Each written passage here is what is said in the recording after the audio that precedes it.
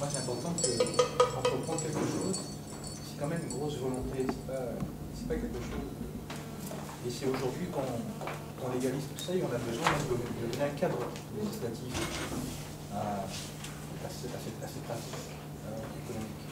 Donc, les questions se posent aujourd'hui, mais je pense que c'est déjà inscrit aussi beaucoup dans la culture de l'entrepreneuriat au féminin. Comment le promouvoir? C'est accompagner à la structuration des niveaux administratifs, c'est accompagner aussi les associations à développer des projets, ça va dans le sens de ce qu'on a aujourd'hui. Dans ce que vous dites, ça voudrait aussi se baser sur l'existant, en fait traduire, parce qu'il y a déjà dans la culture des éléments, ne pas l'amener comme quelque chose de nouveau ou d'extérieur, mais partir de l'existant et finalement tout simplement décrire l'existant peut-être de façon plus moderne, structurée, mais il y a déjà des germes qu'il faut peut-être valoriser et reconnaître, pour ne pas faire comme si c'était un nouveau phénomène. Tout à fait. On parlait tout à l'heure de communication, peut-être basée justement à une campagne de communication sur l'exemplarité de femmes qui ont mené des actions, qui sont dans la démarche d'entreprendre, pour que les jeunes, parce que je sens que le thème, le cœur même du projet, c'est les jeunes mères, les jeunes femmes, je reste sur les jeunes mères. Donc on sait que les femmes entreprennent en Guadeloupe, on sait qu'il y a toute une génération de femmes qui se lancent dans l'entrepreneuriat, mais moi je reste sur les jeunes. Comment faire pour que les jeunes femmes, et peut-être que c'est la redite, moi je m'intéresse vraiment aux jeunes mères, parce qu'il y en a vraiment beaucoup, qui élèvent seuls leurs enfants, qui n'ont aucune formation, puissent se lancer dans l'aventure. Donc peut-être partir sur l'exemplarité. Exactement. Voilà. Faire des focus sur des personnes qui ont entrepris et qui ne sont pas trop différentes. Je pense que si on veut peut-être amener, rendre possible plus de projets d'entreprendre auprès des femmes, c'est peut-être plutôt agir sur cette nouvelle image qui amène un développement économique plus harmonieux, qui amène à de l'emploi qui est non délocalisable, qui est de l'emploi local, qui assure le bien vivre aux personnes, qui sont à mon avis sur des valeurs qui sont typiquement plus féminines. Je pense que ça me paraît beaucoup plus intéressant de mettre en place des campagnes publicitaires sur ces aspects-là, plutôt que, ça c'est les grandes astuces des publicitaires, d'utiliser un vocabulaire typiquement masculin pour essayer de faire prendre conscience aux gens que même des femmes peuvent accéder à des postes qui sont des postes d'hommes. Je trouve que au lieu, effectivement, ça crée un petit temps de « ah bah oui, c'est possible », mais en fait, ça ne fait que renforcer encore plus l'image typiquement masculin de ces métiers. Donc je pense ça me paraît plus intéressant, en tout cas, peut-être, c'est peut-être des campagnes qui sont à mettre en parallèle, mais oui, peut-être, mais moi je serais quand même plus attentif à ces choses-là. Voilà, pouvoir faire des campagnes pour les femmes, il faut que dans les campagnes, de manière générale, ce soit toujours bien équilibré. Nous, dans nos campagnes de promotion, on a, ici j'ai quelques exemplaires, on a des petites cartes postales où on a, voilà, quand on veut parler de la création d'entreprise, on met des portraits de nos entrepreneurs, de nos belles success stories, et on prend toujours hommes et femmes. Voilà, on essaye que par principe, voilà, l'équité soit toujours là. Et la diversité. Voilà, et on ne fait pas de l'entrepreneuriat féminin pour de l'entrepreneuriat féminin, mais l'accompagnement à la création d'entreprise, voilà, est par essence autant féminin que masculin. Voilà, on essaye d'avoir cette ligne de conduite. En fait, on peut avoir tout imaginé aussi, puisque ça c'est le cas de figure auquel on ne pense pas du tout. C'est pas forcément, voilà, les personnes en difficulté ne sont pas toujours là où on le pense. C'est-à-dire qu'il y en a d'autres qui se retrouvent malgré elles dans cette situation, et donc qui donnent le change, et qui aussi parfois n'osent pas aller frapper aux portes qui existent, parce que donc il y a la pression sociale, il y a la pression qui existe. Donc voilà, donc il y a aussi ce public qui existe, et donc qui est en besoin, qui est en attente, vous voyez. Et donc c'est pour ça que j'écoute beaucoup avec intérêt tout ce que vous dites, puisque bon, il y a des intérêts personnels et aussi des intérêts par rapport à des personnes. Et là, je sais qu'il y a certaines personnes, je vais le dire, mais allez, vous allez là, vous voyez. Donc et ce travail-là, je pense qu'on ne peut le faire qu'ensemble. nous recevons beaucoup de demandes de jeunes femmes pour le volet qui vous intéresse, vous. Puisque l'association Guadeloupe Business Women, il faut d'abord être chef d'entreprise. Si une femme n'est pas chef d'entreprise, elle ne peut pas adhérer à l'association Guadeloupe Business Women. Puisqu'en fait, le réseau est là pour accompagner ces femmes chefs d'entreprise aux problématiques qu'elles rencontrent. Nous les renvoyons à la BGE, nous les renvoyons au microcrédit, à la LME, pardon, nous les renvoyons aux chambres consulaires, mais c'est pas vraiment cet accompagnement que ces personnes recherchent. Et j'ai eu quelqu'un cette semaine, je pense à elle, et je pense que tout de suite je vais lui demander de prendre contact avec vous, parce qu'elle a un projet intéressant, et je pense qu'elle relève plus du programme que vous mettez en place que de l'association Guadeloupe Business Women. Donc je pense que nous avons effectivement un travail à faire ensemble, et un travail différent. Et donc, et là, donc, il n'est pas interdit et de bénéficier également du réseau. Alors, c'est un réseau transnational, mais je crois qu'aujourd'hui, puisque vous existez, puisque vous êtes là, donc nous allons essayer de voir ensemble donc, comment nous pourrions imaginer un partenariat en l'officialisant, donc ce sera encore mieux.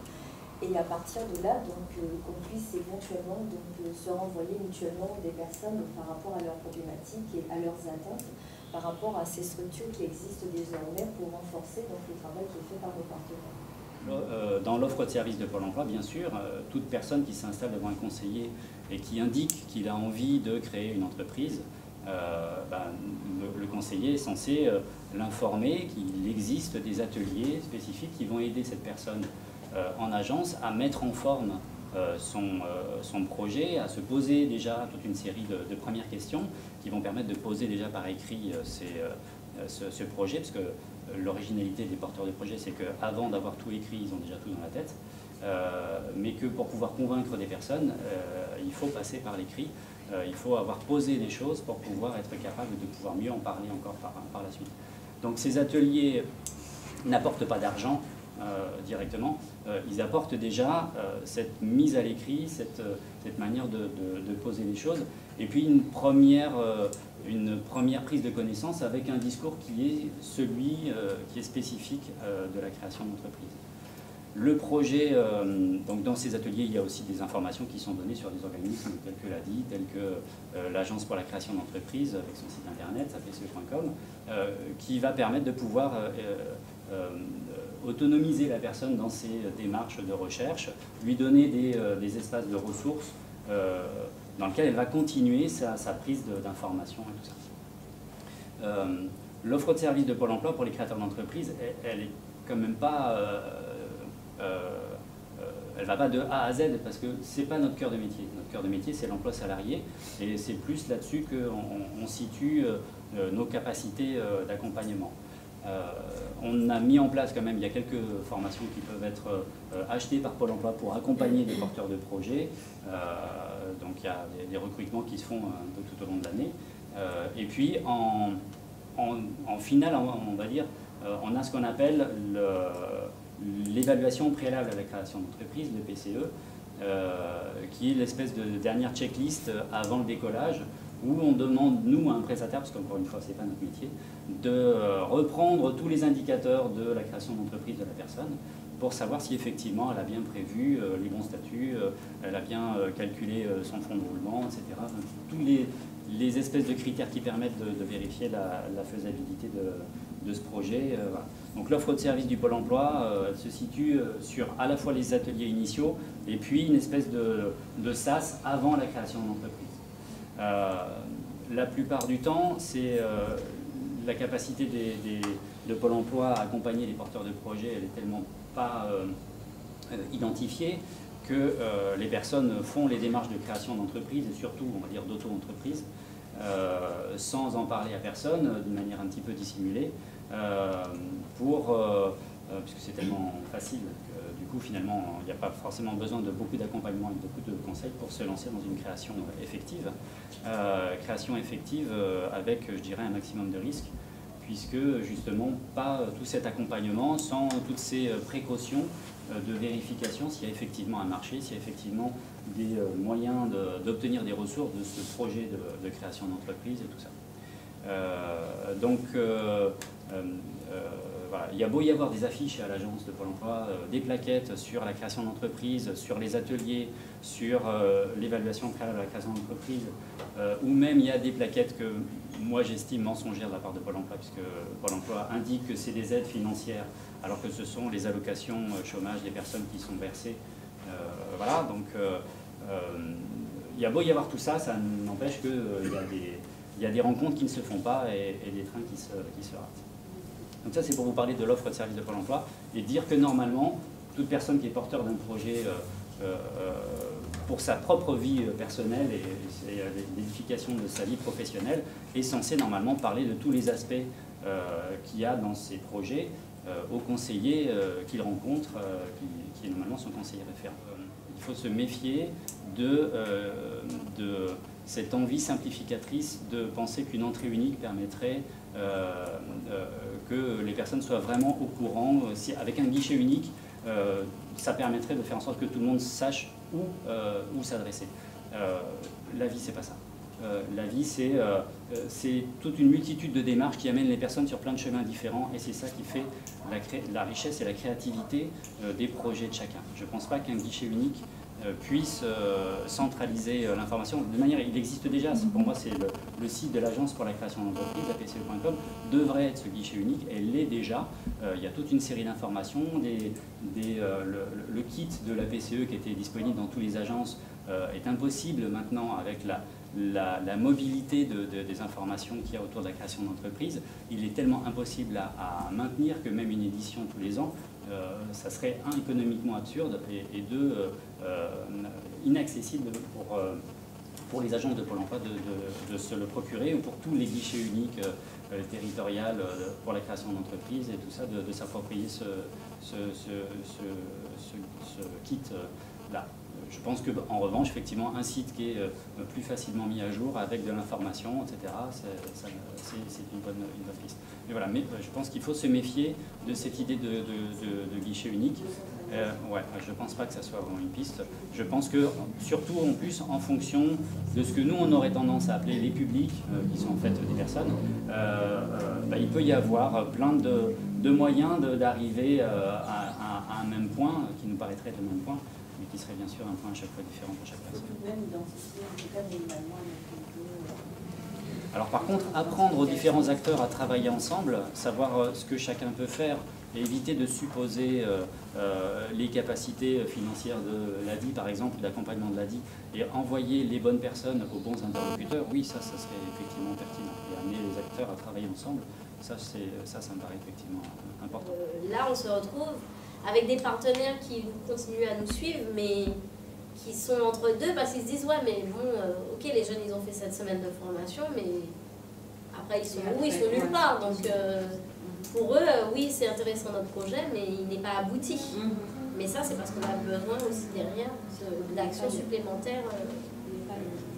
La distance de l'évidence, le recul nécessaire. J'ai l'impression que j'ai une réaction rapide, mais pas que je perds mes tournements par rapport. En tout cas, la mission locale travaille sur le projet. Et donc, l'objectif c'était de monter une coopérative justement de services jeunes. Par exemple, si autour de la table on avait 4 personnes qui étaient menuisiers, qui puissent créer leur propre société, aller démarcher les clients et pouvoir vendre leurs prestations après. Donc, dans le monde de l'audiovisuel, ce serait peut-être, en tout cas, si le projet voit le jour, ce serait une des solutions. Oui, alors mais ça fait partie de nos objectifs que en fait l'association Tout est possible crée cette plateforme pour tout ce qui est audiovisuel et multimédia. Mais pour l'instant, on ne peut juste pas la créer puisque on a tellement de trucs à gérer et déjà en fait fidéliser les jeunes qui font cette formation parce que les autres, on les a perdus parce que comme on leur propose rien, ben, c'est normal, hein, ils ont besoin de travailler, ils ont des projets, mais le problème c'est que certes, c'est un projet final de faire cette plateforme de personnes de ce milieu et de pouvoir en fait être une force vive et de proposer aux villes vraiment des compétences de production audiovisuelle, de création. Donc quand je parle de technique numérique, c'est vraiment de la création d'applications, enfin tout le projet est fait. Mais il y a un moment où le suivi empêche la création de ça. Je vais faire ma question mail vraiment. Vous avez pensé au DLA pour vous accompagner? Mais on a déjà fait un accompagnement au DLA. Oui, en fait, structurellement, on est très bien, on est accompagné par le CUT, on a un accompagnement DLA, mais après, c'est une phase du nombre de personnes. Je vais laisser les associations. Oui, je sais que le DLA, les gens disent que c'est lourd et tout ça. Je pose toujours la question. On va dire, mais en Guadeloupe, mais ça on ne l'a fonctionne fait. pas. C'est quoi un Non, DLA? alors, on ne fait pas de digression, s'il vous plaît. Dispositif local d'accompagnement. C'est un dispositif, voilà. Et en fait, qui permet d'accompagner les associations, qui fait un diagnostic de leur situation et qui leur propose des choses. Maintenant, Donc, de toute manière, l'impact d'un accompagnement par le DLA va beaucoup dépendre des personnes qui mettent, qui font et le diagnostic et les préconisations. Normalement, les personnes qui sont à la mise en place de tout ce dispositif-là peuvent avoir accès à des banques d'informations qui sont mises en place par le réseau CNAR Opal, qui est un réseau d'études qui a mémorisé toutes les pistes de solutions possibles pour les associations. Et il y a une nouvelle personne qui est venue sur le DLA. On a fait une présentation du dispositif et je vais accompagner cette personne dans les préconisations qu'elle va faire pour les associations, de manière à ce qu'elles puissent avoir accès à des informations, justement comme l'utilisation des contrats aidés pour appuyer les plans de développement des associations. donc, l'idée, c'est bien ça, c'est d'identifier les réalités dans lesquelles elles sont et les outiller. Des fois, elles peuvent très bien rentrer dans un cursus qui est plus classique, qui n'est pas adapté, mais des fois, il y a ce besoin d'adaptation. Pourquoi l'ignorer s'il est là? Pourquoi? Et donc, on s'était posé la question, justement, aussi de la vulnérabilité. Comment définir la vulnérabilité, là, sur un projet international, quand on est dans des espaces géographiques si différents? Qu'est-ce que c'est pour nous, un public de jeunes femmes vulnérables? Et parmi les critères, parce qu'on s'est dit, on ne va pas quand même dire, bon, je suis vulnérable si, tant, ça, plus ça, égale vulnérable. Non, mais il y a des filtres, des choses qu'on voit, et la monoparentalité, justement, l'isolement, ça fait partie de ce qu'on a trouvé qui était commun, peu importe les niveaux, parce qu'on disait à Madagascar, vous avez dit, c'est $1. Au début, on avait discuté sur des questions de revenus. Alors là, c'était trop disparate. Il n'y a pas de... Mais ce qui revient, c'est plutôt des situations de monoparentalité, d'isolement qui peut être géographique, justement. Et là, on retrouve... on parle des mêmes profils, on parle des mêmes langages. Et puis après, on arrive à trouver un process pour travailler ensemble. Donc voilà, c'est aussi pour rappeler l'importance que vous avez aujourd'hui pour notre projet, et l'importance que vous avez pour nous pour avancer aussi.